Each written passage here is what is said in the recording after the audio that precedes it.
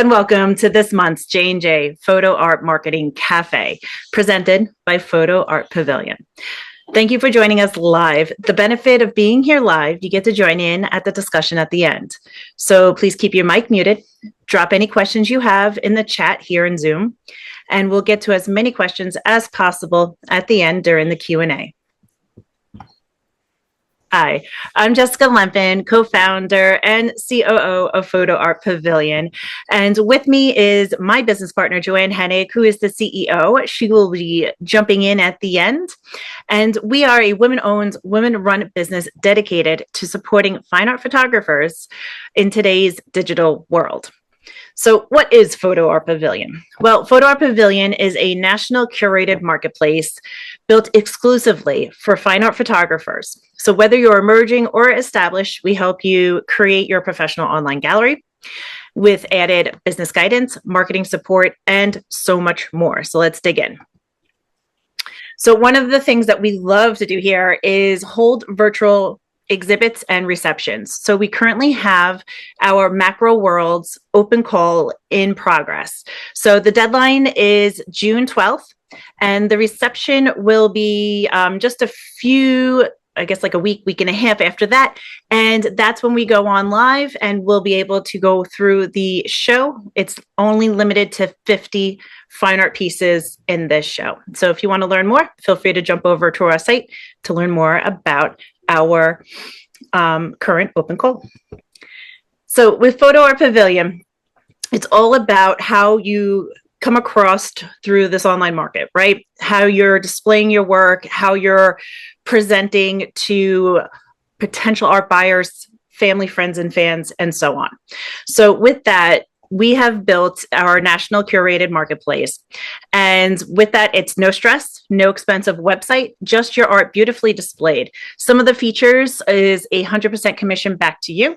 Setup is in under 5 minutes, which is wild. Bulk image upload feature, unlimited artwork. We actually curate your art to make sure you're putting out your best work to your family, friends, and fans. And of course, ongoing marketing support. No contracts, no high startup fees. If you want to learn more, check us out online. So with that, we also have our photography critique services. So this is great. If you're potentially entering into a local show or you have a solo exhibit coming about and you need an extra set of eyes on your work, we do offer the professional critique services. This will help you see your work in a different way, see things that you usually don't see to begin with. We have 2 options on doing this. This is all about either the group session or a solo session. So the group deadline is June 10th to sign up. And with that, you'll be able to get some thoughtful and educational image reviews as the group. And you also get to see the other work. And sometimes that adds to your inspiration. For the solo critiques, it's all tailored about your goal. What is it that you're looking to do? We also provide actionable insights, composition, storytelling, presentation, and market readiness. So it's just a matter of figuring out what's the better solution or what it is that you need help with. Now, we all need a little assistance. That's why you're here. So we also have Psychic Marketing Agency. And with that, we totally understand how you can feel overwhelmed trying to market your own art. And we've come up with a program that will help you with this. So we will help generate social media content, email marketing campaigns, blog posts, and so much more. It's all about finding what it is that you need assistance with. So if you want to learn more, definitely check us out on the website. And you can think of Psychic as your behind the scenes creative team, helping your work shine. The service is open to any art photographer who needs a little extra boost when it comes to your marketing. With marketing, of course, we are also on YouTube. And just like today's J&J Photo Art Marketing Cafe, we will be posting this recording on our YouTube channel. So with that, not only can you find our past episodes, but you can also jump into our new Art and Soul Pavilion Perspectives. And this is where I interview our fellow art photographers to learn a little bit more about them, their art, and their stories that they would love to share with all of us. Now, we're all here for the main event. So now that you know a little bit more about who we are and how we're supporting fellow art photographers, let's dive into today's topic. So the new rules of marketing, social media secrets every photographer should know. So with social media, as you most likely realize, it's constantly changing, constantly evolving. And with that, we all kind of have to learn and pivot and create new, right? So social media marketing for anyone has shifted in a lot for the past couple of years. The biggest change is that success now comes from storytelling, engagement formats, and discovery. Not just posting beautiful photos. Here are major social trends and strategies fellow art photographers can take and utilize within their own marketing. So first up, we have Carousel Posts. So I've actually created a fake artist just for demonstration purposes and created different marketing elements to show you along the way with today's session. So meet Nora. She is an art photographer and just visited Charleston, South Carolina. So with that, this is your visual to learn a little bit more about your carousels. One of the biggest surprises in recent social media data is that carousel posts often outperform a single photo in even many videos, which is kind of interesting because everyone's been pushing for the reels, but carousel posts actually can hold someone's attention for a wee bit longer than just one photo. So research has shown that carousels average around 10% engagement compared to about 7% for single images and 6% for reels. Now that's great for us photographers because everything we have is static, right? It's an image, it's stationary. So now being able to utilize carousel posts can help you with your engagement and your interaction with your 3Fs, family, friends, and fans. So Instagram may show different slides later if someone skipped the first one, giving posts multiple chances to reach viewers. For our photographers, this means carousels are great. Perhaps you want to show a photo series. You want to share the before and afters of your editing, your shooting, telling the story behind the image, display different crops or details of a shoot. Example structure photographers can use is one strong hero image or text. So as you can see on that first slide or that first graphic, it's basically telling you exactly what it is that we're viewing, right? So here's the artist's face, her name, she is a fine art photographer, and her hero message is that she was just discovering Charleston, right? So now you're gonna go on this little story with her, this little journey with her. Then show a micro bundle. Now I've actually done a separate J&J marketing, photo art marketing cafe in the past, and that was actually August in 2025 if you want to go back. So you're going to want to show off a micro bundle. And with that, a carousel post is super handy with this. So as you can see in the middle, I have those 3 images that reflect Charleston. And I added a title, I added her name, and then from there, we're going to move over to that last slide. Now, when you have somebody... Can you hear me? Ooh, now I do. Can you just mute yourself? If you have a question, add it to the chat area or hold it for the end. We will jump into a Q&A in a little bit. Now, the last slide is going to be focusing on your end result. What do you want your user to do? So in most cases, we want them to jump over to our online gallery, our online store, and be able to view maybe more of the work, learn a little bit more about the story that you have, and potentially go in for that art buy. So with that last slide, I have it listed here. Want to see more, right? So now we've captured their interest and now we're giving them, oh yeah, I want to see more. And then under that, I have it simply saying, check out the link in my bio to discover the full details of my trip there. And this encourages them to go and jump into seeing more of your art. So this will work on Instagram, right? Because you really can't share links on Instagram other than in your bio. Now, the other thing I would also suggest is send me a DM, right? A direct message. And that way you're creating that tangible link that social media absolutely loves. So by creating that DM possibility, you're then able to share your direct link for that section or that carousel that you're talking about. Now, other ideas would be maybe, save, share, contact, follow. All of these are actionable, tangible things that your family, friends, and fans would be able to do with that post or that carousel post. So now storytelling is becoming absolutely essential with social media. Art buyers also connect with a meaningful story, not just aesthetics. Successful photographers are posting content like why the photo was created, the moment the scene happened, the emotional inspiration, what the location meant. So this storytelling approach creates emotional connection, which help turns viewers into collectors.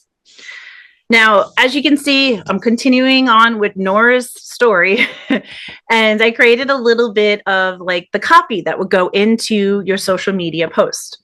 So for storytelling, you could say simply, use one of the images, or for that carousel post, you could say, I didn't expect Charleston to feel like a painting, but somewhere between the soft blush of sunrise and the quiet sways of Spanish moss, I stopped taking photos and started feeling them, right? So now you're invested, you're kind of in Nora's way of thinking. And then she introduces herself. Hi, I'm Nora. And for 5 days, I wandered without a plan and let Charleston reveal itself to me. So now it's even more intriguing, right? Because now you're like, ooh, well, what did you find? What did you stumble upon in Charleston? So you go down the line and it says, because the right artwork doesn't just fill a wall, it transforms how a room feels. Now, all of a sudden, you're picturing your space. Maybe it's a dining room, maybe it's a living room, a bedroom, you name it. And all of a sudden, it's like, yeah, I do have a spot where I can add art, right? So now she got into the mindset of that art buyer, and now they're envisioning their own space. So then you can go on to her close, where it says, discover my full collection, link in bio, and then she has her signature. So it doesn't have to be a novel. You don't have to have a bunch of information. You just have to be personable and kind of make that dream-like scenario, right? So now you're getting them into your story, into your mindset, and then all of a sudden they're pivoting and thinking about their own space. So it's kind of interesting when you see it that way. So from there, now that let's say you've gone and you are, creating, you're photographing in Charleston. We're still Nora and we're going through this journey. So we are able to get the photos that we want to get. But you know what? We all have these magical little devices with us. Use your cell phone, create a video. Do little video snippets. Does not have to be long, just a few seconds. Moving forward, when it comes to your way of exploration, you're going to want to take video snippets. Now, what you'll do is just add those together to create a reel. And that's going to be the way that you're seeing the trip itself. So content does create a way for Instagram and Facebook and so on to try to drive those reels out further beyond your normal reach, right? Or the people who are already following you. So again, clean text. So discover Charleston, South Carolina with me. I kind of use that same phrase. Her headshot's there, her name, her title, so fine art photographer. It's all there. It makes it personable. Now you know who's behind the camera, the lens, and so on. And it was just a quick little video, nothing too crazy. It just gets the attention, right? So with that, short form video remains powerful for reaching new audiences. Platforms prioritize videos that grab attention within the first 2 seconds, right? You have 2 seconds to gain someone's interest. Use quick cuts every few seconds. Include captions because many people watch without sound. So that's based on if you're even talking, and you're going to want to show that you're talking. Art photographers commonly use reels for behind the scenes, field photography clips, right? So now you're in the field, you're utilizing your camera, taking those shots, and then now you're going to use your little device and take those short, quick little snippets of video to show what it is that you're photographing. Or even turn it back around, say something to the camera, right? And then now these little snippets come together and create your reel. So perhaps it's even just simply recording your editing process, or maybe you're revealing some prints, or perhaps you're installing your own art show, right? You're doing a solo show, you're doing a joint show. Show some videos of you with your art. This is all great stuff to be able to get personable and think of it as discovery content. So while the carousels are better for deeper engagement, the reels or videos are able to go beyond your typical audience. Yep. There we go. All right. So another idea is to create savable content. So as photographers, we all are in different parts of the world, right? So if you think about it, wherever you live or wherever you're traveling, feel free to put together something that someone can save. They can utilize, they can be educated about an area, even if it's your own backyard, right? So go through, you have a little village that you're in, a little town, show it off. Talk about the different restaurants or the street or anything. So for this instance, I had two different ideas. So Nora, being that she was just in Charleston, South Carolina, you could put together the top 10 places to photograph, right? So now it's just, where have you gone? What are the different spots that stood out in your mind in that travel, that trip, and so on? Share those images. You could create as a reel. You can have the details within your post, write the blog post, right? And then now you're going to capture even more people to be able to read about what it is or where it is that you've explored. Now, another one is, see how I shot this. So you can show a before and after. You can have some technical details. People are always learning. They always want to find out more. So being that we're photographers, we're visual, you're able to create that. So algorithms are now prioritizing post people save or share, not just like.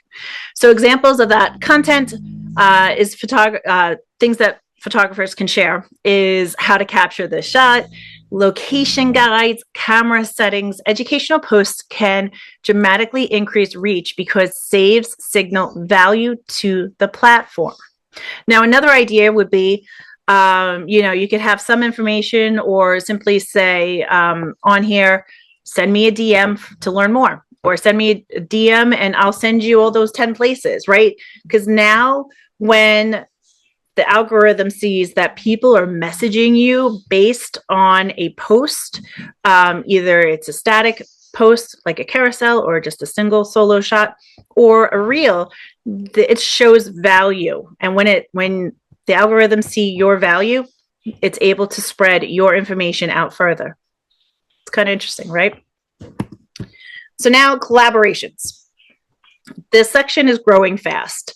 So photographers are increasingly collaborating with other artists, interior designers, travel creators, local businesses, really anyone. And social media platforms allow collaborative posts which appear in both accounts. So again with Nora, she, let's say, tagged a travel agent and the Charleston Chamber.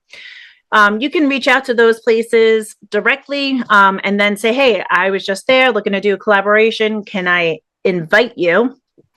Or if you're out shooting with a friend, you can add them as a collaborator and invite them as well.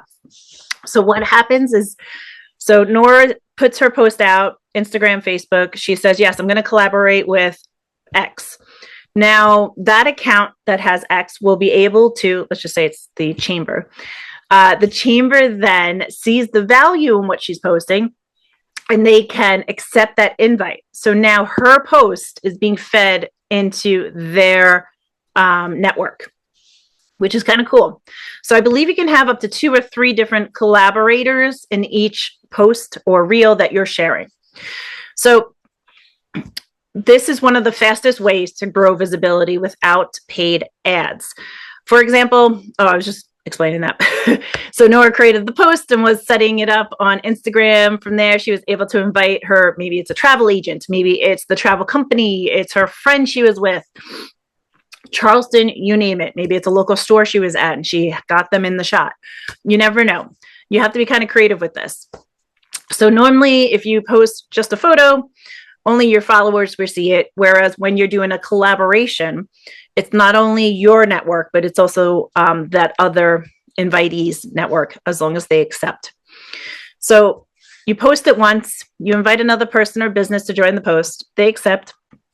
The post appears on both of your profiles. Both audiences get to see that information, but you have to invite them. Okay, so that is all about collaborations. So now let's dig down a little bit deeper. Smaller audiences are becoming more valuable. So many photographers are shifting away from chasing huge followings. Instead, they're focusing more so on engaged, niched audiences. So again, collectors, local art buyers, interior designers, local stores, local galleries. Marketing experts emphasize that trust and relationship building now matter more than follower count. Should I read that again? So trust and relationship building now matters more than your follower count. And I know we've been saying this for quite some time. You know, it doesn't matter if you have 500 followers, 5,000 followers. It's all about the network that you have, the audience that you're building. So a photographer with 2,000 engaged followers can often sell more art than someone with 50,000 passive followers, right? So it's not about the numbers and who's following who. So don't get all bent out of shape if you can't pass a certain amount or you don't have enough. It doesn't matter. It's all about their engagement. Okay, so authenticity is winning over perfection. So a noticeable trend across creative industries is more towards human, authentic content instead of overlaying polished imagery. Audiences respond strongly to imperfect moments, creative experiments, personal stories, behind the scenes work. The goal is to make the followers feel like they are a part of the artist's journey. So back to Nora. So I put together a funny thing because I know this kind of actually happened to me where I was out shooting. It was early in the morning. It was like a muddy stream and I actually fell. I was covered in mud, like mud in my ears, you name it. It was gross. All right. So I'm like, how funny would that be to give that to Nora? So you can do your post where you take a photo, maybe it's your hand or whatever. For this example, it's just to show how messy it was, right? And I added, let's say, her photo of her actually getting it. And again, utilizing the format where it's her brand, right? So it's her headshot here, her name and title.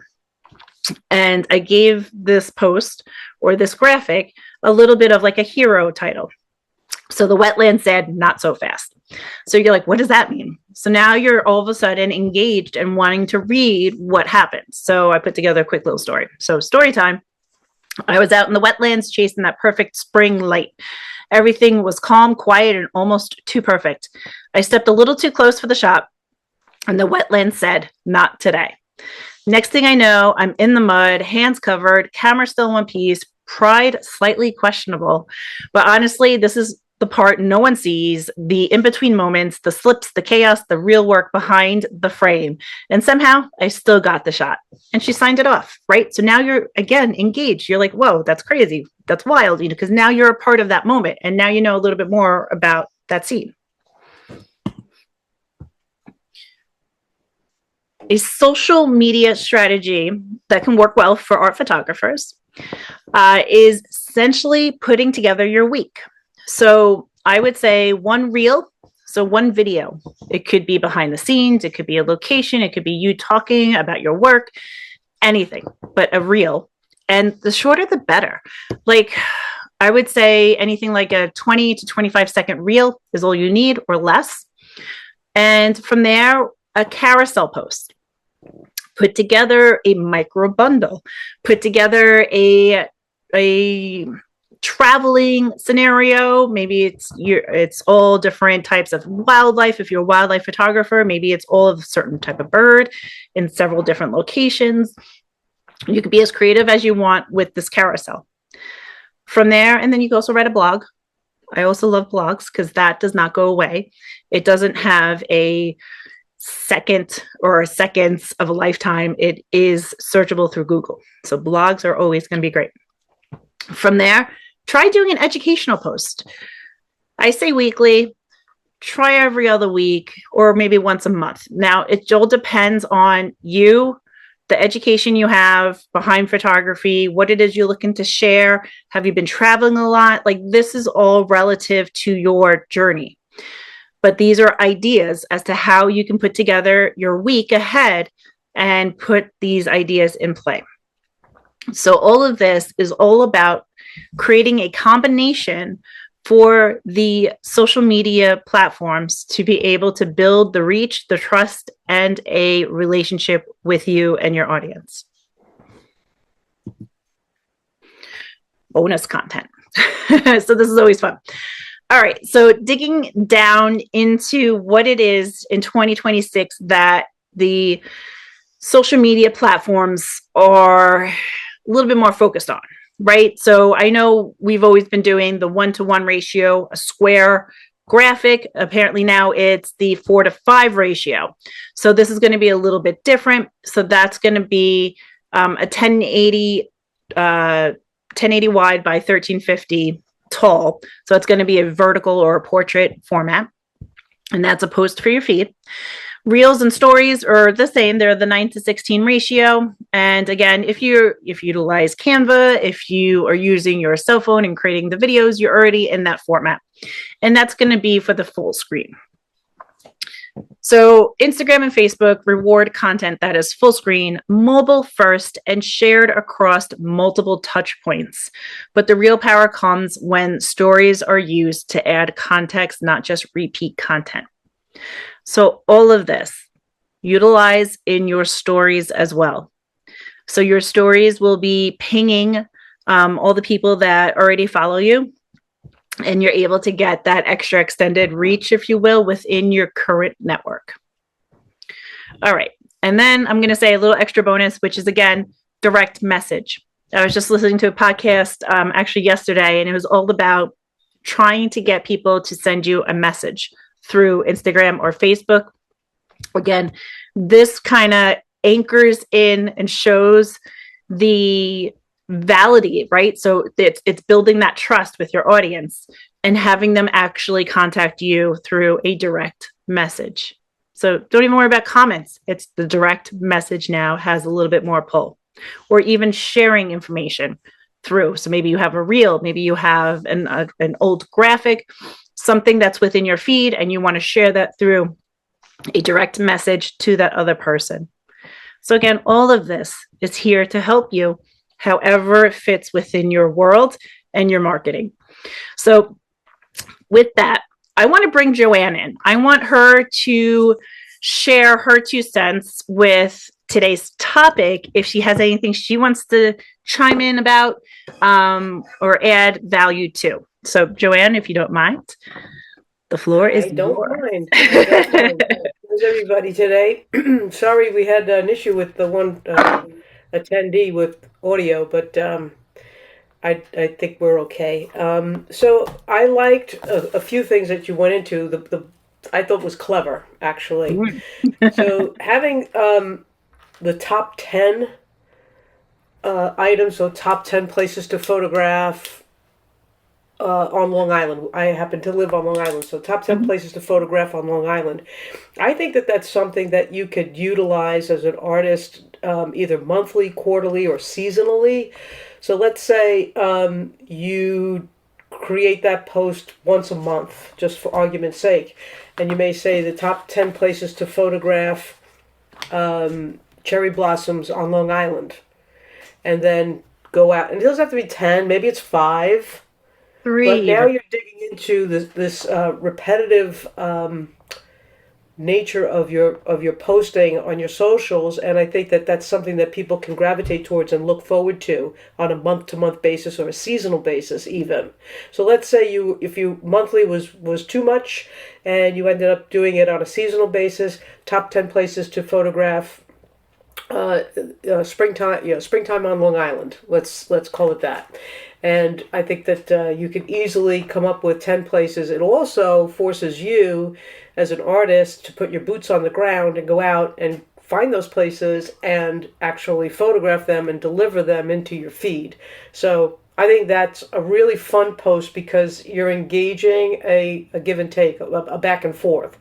And then adding a collaboration onto that, that's something that, once again, if you're doing this on a repetitive basis, if you're doing it monthly or quarterly or seasonally, however you decide to go after it, those collaborators will also be interested in what's the next top 10 or top 5, okay, whatever. So now you have them looking forward to the next collaboration with you and working towards bringing an audience, widening the audience and bringing it forward.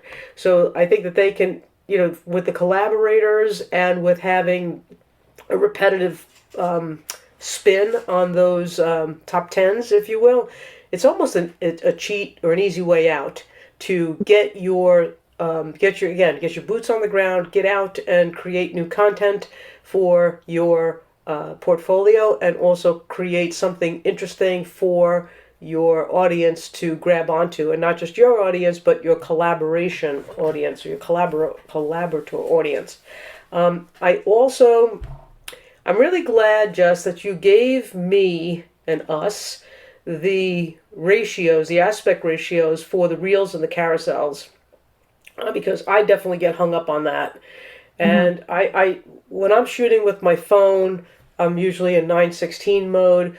But it's also very easy. If you shoot in 9:16, you can easily just go into and edit over to a 4.5, 4 to 5, or whatever ratio you want on the phone. But when you're shooting off the camera, let's say you're shooting away and it's, you're at the 9:16 ratio, and all of a sudden now you've got to utilize Photoshop or Lightroom or something else, maybe Canva, to downsize or get those ratios right. But they're very important to know, because if you're looking to move your social media forward in a fluid way, having your aspect ratios, if you know them ahead of time, it certainly saves you a lot of time going forward into the whole thing.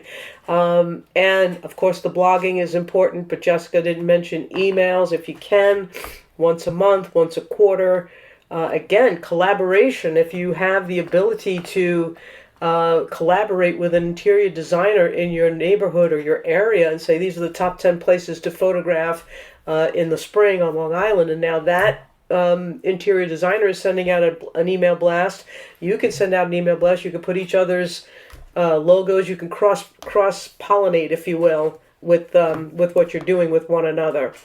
And last but not least, very subtly, you mentioned feeding these things into your stories. And that's critical. I mean, I'm on social media just enough. I don't like to get into a scroll nightmare. I like to live my life in the present moment, not behind a screen. But if I'm on social and I see something come across my path that has something to do with either Photo Art Pavilion or Long Island Photo Gallery, which is another property that we work locally, or just my own stuff, I'll plop it up into my stories with just a quick click. And if I want to add music, I'll add music. If I don't, that's fine too. But feeding the stories is like it's like a little goblin, but you have to keep feeding them, because after one day they go away. So keep in mind that stories don't last as long. They don't last more than It's 24 24 hours. hours. The Yeah. reels, the carousels, all of the other things that we're doing on social, email, direct email campaigns, blogging, that stuff lasts eternally. So keep that in mind. Feed those stories like a little goblin whenever you get a chance. And again, it doesn't have to be your own post. It could be something that interests you with regard to photography, with regard to something the Photo Art Pavilion is doing, with regard to something that what your camera club is doing. Those are things that people that are following you, most likely, if you're interested in it, most likely they're interested in it as well. So I liked it. I liked what you had to say. I would love to hear some of the attendees if they picked up on anything other than what I picked up on, just to get a feel for if you have any questions or if you are have any comments on what Jessica has discussed and has given us today, which I thought was very, very good, Jess. Thank you. All right. So I think we'll end it here. And I do hope you guys are able to join us next month for our new topic, which will be revealed shortly. Thank you, Jessica. Good No presentation. problem. All right. Thank you, everyone, for spending a moment with us. Have a great day. Happy marketing.